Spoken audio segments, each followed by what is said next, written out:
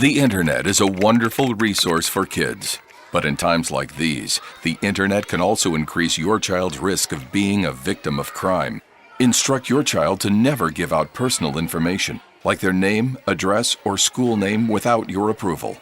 Teach them about frauds and scams that often appear as friendly emails or offers that are too good to be true.